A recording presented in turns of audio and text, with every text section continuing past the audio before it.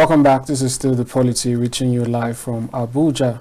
I've been joined now by some other guests in the studio to continue the conversation on President Bola Ahmed Tinubu's about first week in office and the impact that we're feeling already from his administration. And let's introduce the guests. To my right, I have Professor Barika the Saro-Laka. He's the Minister of Foreign Affairs, State of Birland. He's also a policy analyst and a stakeholder. To my left, I have Dr. Moses Paul. He's the Convener Free Nigeria Movement. He's also an activist. Welcome to the program. Good afternoon. Thank you. Thank you. All right. Let's just get your basic analysis on the new administration so far. We know it's very early, but the thing with the media, CSOs and activists and stakeholders is that we are our duty, part of it, is to keep the government on its toes with constant analysis, constant, what's the word now? Looking at what they've done, putting it in perspective. So I'd like to get your thoughts. After over 7 days of President Bola Ahmed Tinubu, what can you say about this new government? I'll start with you, Doctor. I think we started off first in a very tumultuous ground, if I would say, with the pronouncement of the subsidy removal. And because, again, we have so many people who I would, for lack of a better word, say are not quite abreast with the subsidy regime,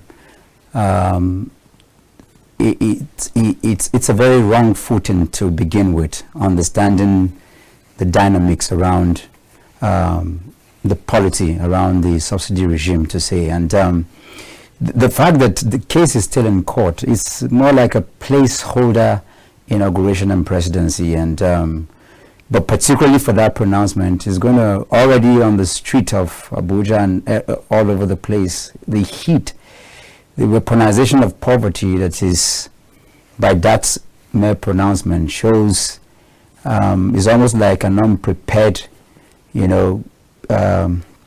stage already. You're sending the entire populace of Nigeria, the over 80 million people, in terms of the threshold of our population who are under $1 in a day, you're expanding that base just overnight, and I think that is really unfair for anybody who is a lover of the masses, anyone who is voted for by the masses, who love the masses. That would be the last thing that that person will do. So for me, it is a very wrong place to begin with. Nigerians right now, they're kind of numb and confused, almost like an uncertainty has been setting. People don't even know what to do right now. They're not even, to throw an entire huge number of over 200 million people into that kind of quagmire is really uncalled for by anything. So that's all I can say about. There are all kinds of things are going on, but for those of us who are standing for the people, it's really uncalled for. The beginning of, his presidency, if I would say, it's starting on a very wrong footing completely. And like I said, it is not about what, because both Bola Ahmed Tinubu, Peter Obi, Atiku all said they want to take off, remove the subsidy regime. But the show of leadership, governance is about the people, and it's also the difference between leadership is about inspiring people and help. So it's not about what to do, but the how and the when. This is how we distinguish the greatness of leadership, and that was a very poor footing, if I would say, very dangerous place to begin with the pronouncement. All right, let's hear from Professor Saro-Laka now. How would you rate what we've seen so far? We know it's still early days, but what's your assessment? From my candid assessment, I think the new Nigerian leader has been so concerned and so worried about the humongous debt profile of the country, and he feels that he needs to get the government running by tackling the policy that has turned out to be a phantom and the most dangerous fraud confronting the Nigerian people, which was the issue of fuel subsidy. And he now decided to first a kind of pulling the people out of slavery, out of deep poverty. Although the style of adoption. So, and that was why from the onset he has to state clearly that he was going to remove fuel subsidy. So now what needs to be done is to look at the different sectors of the economy and marshal out on a fast note palliatives that can stem down the heat that is plaguing the system now. The heat, the stress, the agonies that are plaguing the system now. Right. That's what I think. Right. Just like our guest before you, you're also a major stakeholder from River State, the areas where oil is being produced. This dominates the conversation, but the people of that region hardly ever get to have a say. I'd like to get your thoughts as to what you envision this could mean for your region. Okay, on a serious note, the oil-bearing communities in Nigeria are not getting what is due to them because the style of operations of the IOCs, the style of operation leans towards the government alone without considering the environment from which these natural resources are exploited. Not only exploited. And so the template the narrative need to change. And that's why particularly in Ogoni, since 1993, we stopped the exploration of oil. Because since 1959, the people have not seen any impact from that exploitation of the resources. All right. Okay, we'll get back to, the specific issues or benefits. But now I'd like to ask Dr. Paul. There's an issue here when the arguments, I believe all you have to do now to get the thoughts of Nigerians is to maybe go to a random filling station and just listen to people talk. People argue, they say the PIA had already removed subsidy long ago, and that the president only, put it in the budget up until June end. And they say, given the circumstances, the NNPC managing director, group managing director, came out the other day and said that they were not even getting the funds for subsidy and they were just carrying on. And so people say, given these issues, could the president have done any better, knowing that he has only 1 month left? And there is also this argument that when prices are about to go up, you are supposed to, increase the, if you're assuming you're a trader and you know that the prices of certain things are about to go up, even though you bought your initial stock at the old price, you now have to lift the price so that it will follow. I just want you to respond to these arguments. What do you make of them? I mean it's, I still can't understand how anybody, we are all entrepreneurs, business people, we're leaders of different fields and all of that. You would expect for somebody with foresight and vision, with hindsight, and understanding where we are in terms of our global scaling, where in terms of the poverty ratio, one would expect, straight up palliatives, increase in the basics of salary to help, prepare the people. And there are even much greater arguments to what we have right now. Given our history, we're an oil producing state, for goodness sake. Give more people, certify more people, individuals with certifications to refine our crude. Can we even allow one? We're just asking, let one refinery work at least for the home base, and then you can slam that kind of stuff on the people. These are things that can be done. You look at the timelines of countries who have the kinds of opportunity that we have. We're in no place, in terms of comparing with these people. And these things are doable. You, as a visionary leader, you never put, like they say, the cart before the horse. So it's uncalled for. But you can also see what is going to happen right now. Things are already catastrophic. So even for even those of us who are just in the civil society, for any ordinary person, the Nigerians are very intelligent people, from all over, but as family, as community leaders, as religious leaders, leaders in captains of industry. This is what will be done, and this is what is expected. So in the debates and in the argument, it's like you throw people into the garbage, and then you're now trying to. It's quite really confusing, So this, yeah. Right.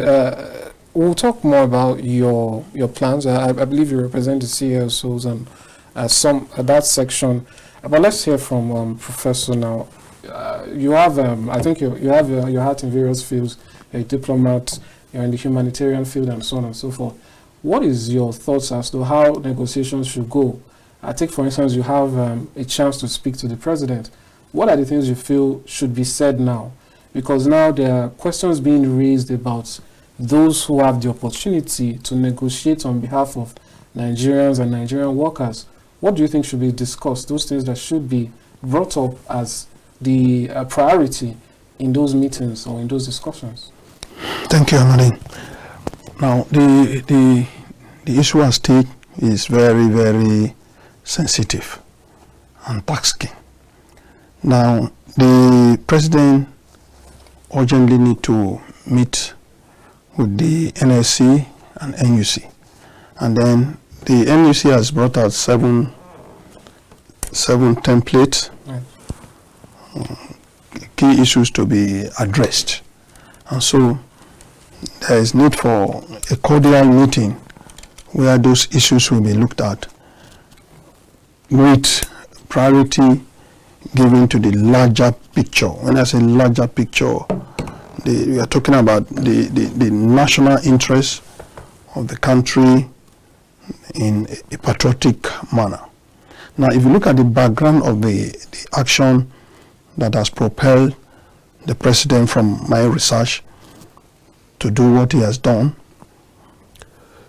you see the issue of 300 billion naira being wasted on fuel subsidy on a monthly basis. And if you look at the entire country, you have 88% of Nigerians that are not benefiting anything from the fuel subsidy.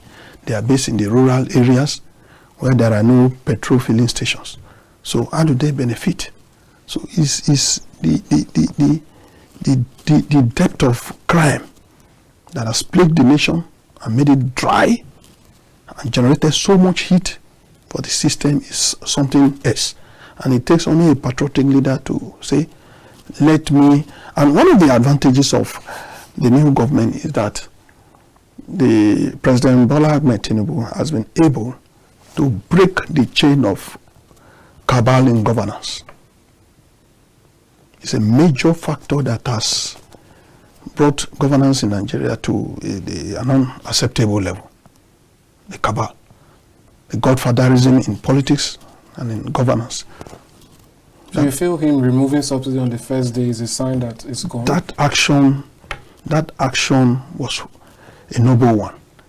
Noble one in the sense that the people that have held the country, the citizens, captive, they have been crushed. But on a serious note, the action that he has taken has propelled the dimension of despondency. And so that's the area that he needs to tackle now.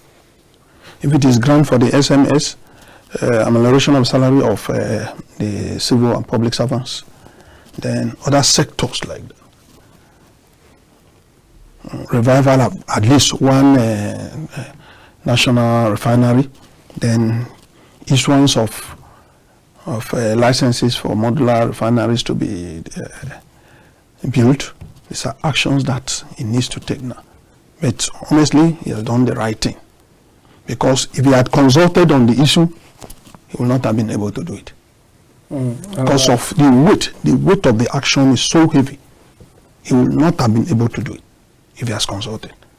So he has demonstrated the political will of a patriotic leader to end that aspect of exploitation. All right, I'd like to get your thoughts on of the resources. Oh, thank you so much. I'd like to get your thoughts on steps being put in place for palliatives even before President Tinubu, particularly the $800 million that was borrowed. How do you think that will go? Do you think that gets to the people at the end of the day and help in any manner? You know, it's very funny when we have these discussions because again and again we have people playing on the sensibilities of Nigerians, and it's really quite very annoying, you know. I don't want to ever sit on any national TV to play to the gallery on what is expected and what is needed and what should be done. Why can't we know? What is the big deal in understanding? We already know the percentage of who we are as a country. NNPC is the sole importer of this product. What is coming in? What is the data? Why can't we have it? You know, there are arguments that even at the 180, that's the landing cost of this. So you now come and the marketers and the people that you think created the subsidy boha and all of that can afford to buy at the pump price at 1 million naira if you put it. They're not the ones that are going to suffer for this. So when I hear arguments of saying that he has done what is noble, and I wonder what is noble, what has he done? Pump price in Nigeria is 500 plus. Go to the filling stations, they are all empty. People can't even move, and you are what really? The people responsible for this have not been affected.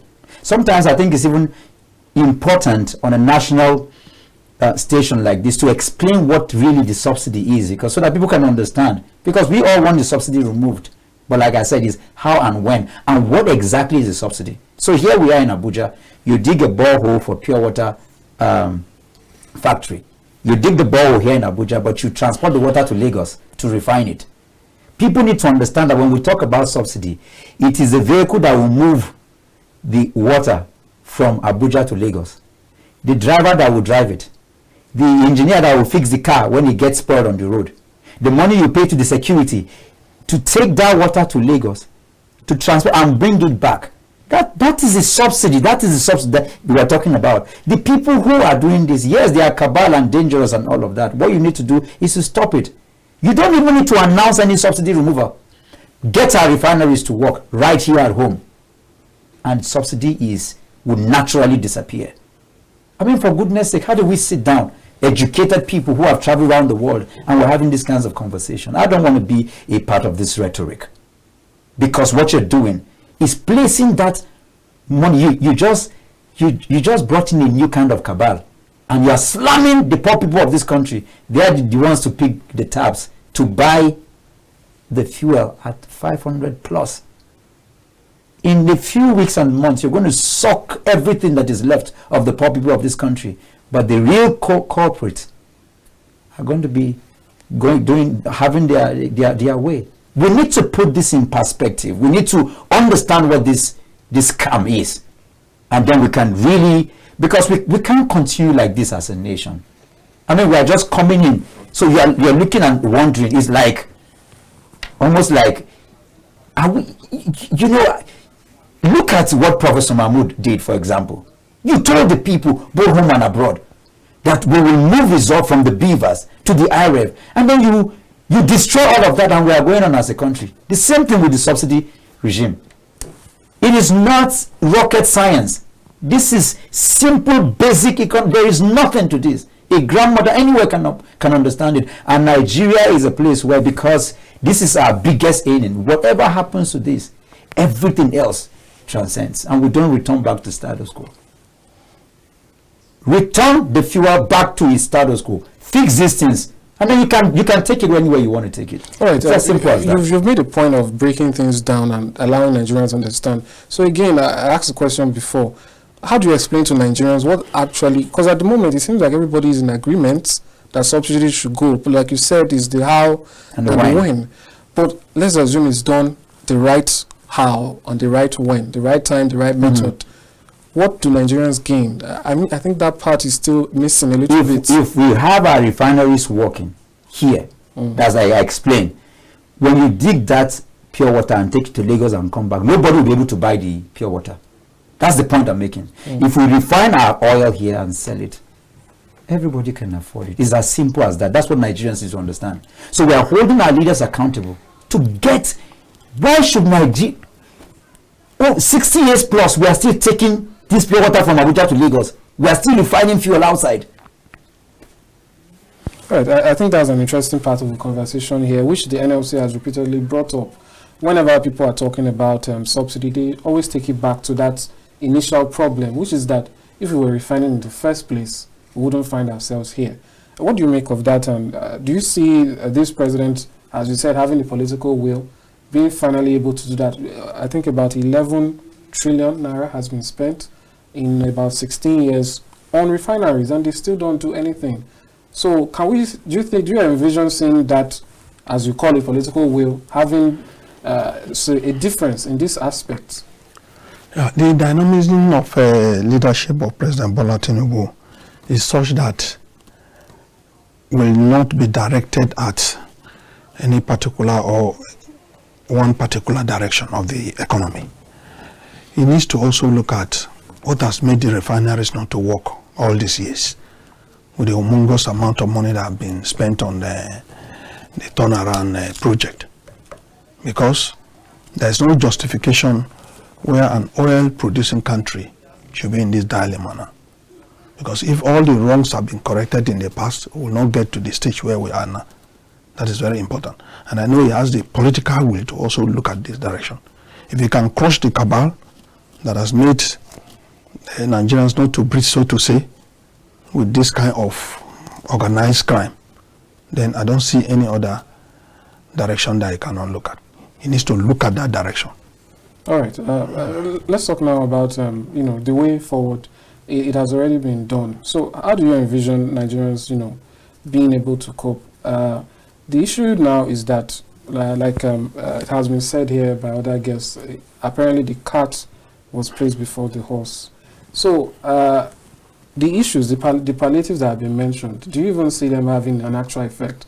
At this moment, if you should increase the minimum wage, is that actually doing any positive for the people, or could it be the negative because the announcement has come before these things are put in place?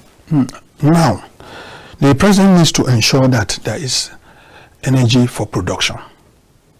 These are deep-rooted factors that can assist in assuaging the pains that are being felt by Nigerians now. The energy sector needs to be revived. The SME sector needs to be provided with grants. Now, the public, the civil servants and public servants, they need to have their pay packages ameliorated. Now, the private sector generally, he needs to look at the different sectors of the economy, especially the key sectors that drive the economy. And then the key sectors that have providing the largest number of employment for a section of the masses, and attend to it so that to cushion the effect of the aftermath of the fuel subsidy removal. All right, that's fair enough. Let's talk now really very quickly about the fact that this removal, like I said, is affecting the masses. Because people keep saying the cabal has been hot. But again, the average man out there is saying, I'm paying twice on my transport. I wonder what the cabal is paying. Well, anyway, so the question now is the issue of cost of governance. I've seen people complaining that you're asking us to pay more for transportation. You have 20 cars in your convoy. What do you think the government can do to show that we are going to have some pains? Definitely they are the richest of the society, and definitely their pains can never be on the same ground as those of the masses or the poor. But what can they do to show Nigerians that to an extent they are bearing the brunt of this policy too? Let me say this. Any policy that puts and causes hardship for her citizens is not a good policy in the first place. Government is about the people. Okay. Bola Ahmed Tinubu, Shetima, the governors, all the ministers, their families and all of that, they are not going to buy fuel. So let's get that very clear. They are not in the equation of all of this. way forward, return back to status quo. This is the greatest nation on earth, and you know what? The power of Nigeria's presidency is second to none. You know, some of us have been saying it and people are not hearing. I mean, one day he was just somebody that we all laugh about and joke about. We call him Bulaba and all of that, right? The moment he took the oath of office, he said subsidy has been removed and Nigeria is grounded. So he still has the power. He still has been given the greatest opportunity of life. He has the power to do and undo. That is the power that the office of the presidency of the Federal Republic of Nigeria holds. He can revert this thing, and whatever cabal and whatever you say, he has the power to do it, and he can do it. And I will say this, apart from Nelson Mandela, every other great leader, from Thomas Sankara to Murtala Mohammed to every great African leader, were eliminated. The moment you get to the point where you are not afraid of death, I'm telling you, in 6 months, President Bola Ahmed Tinubu can set Nigeria on the path of victory. It can be done. It can be done, and it can be easily done. There is nothing to it. It's to put Nigeria first. Once you do that, we can move forward. It can be done, and everything, Nigeria can be on her path to global prominence. We're running out of time now. So very quickly, closing statements. You've spoken about what the president can do. What can you do, the CSOs, the organizations, and so on, to make him, keep his end of the bargain, to use that power for the people? That's why we're doing this. We're going to get on the street because we just want the pain to simmer down into the citizenry. By the time in the next few weeks, when Nigerians start feeling the pain, we're going to get back on the street. Protests are legal means to holding the government accountable. We're here speaking into the narrative, not against him, but to let the people understand, to help him. Every promise he has made, his manifesto and all of that, we're going to pull it out to help him and to help Nigeria move forward. This is what the CSOs are going to do. So we're going to protest, we're going to speak truth to power, we're going to hold from the local government chairman to the governors to all those who have entered into the House of Legislation now. We're going to hold them accountable. This is what we will do and continue to do until Nigeria rises. All right, thank you for that. Professor Saro-Laka, what's your final statement as regards that? Yeah, indeed, like I said earlier, the president needs to be very, very proactive in churning out policies and programs that can abate the suffering of the masses. Because government is about the people, government is about the security of the people and welfare of the people. But the people also need to be patient, a bit patient as the different palliatives to assuage the pace are being rolled out. Because now the policy is going to generate more jobs. The gross domestic product of Nigeria is going to be stepped up by this action. The NNPC Limited, they're going to have the opportunity to increase the volume of fuel availability to Nigerians. And then which other factor? This also with a little more patience. I know for any good policy and a government to be rescued from the past that held them in bondage and to ransom to take place, there has to be some level of pains and sacrifices that the masses will offer. And now government, the intensity of national orientation, public orientation for the masses, the common masses to understand the benefit of this removal need to be intensified by the National Orientation Agency and other relevant agencies of the government. All right. Thank you so much, Professor Saro. Thank you so much, Dr. Paul Moses. Hopefully, when we meet here again, the updates will be for a better Nigeria, and actions have been taken.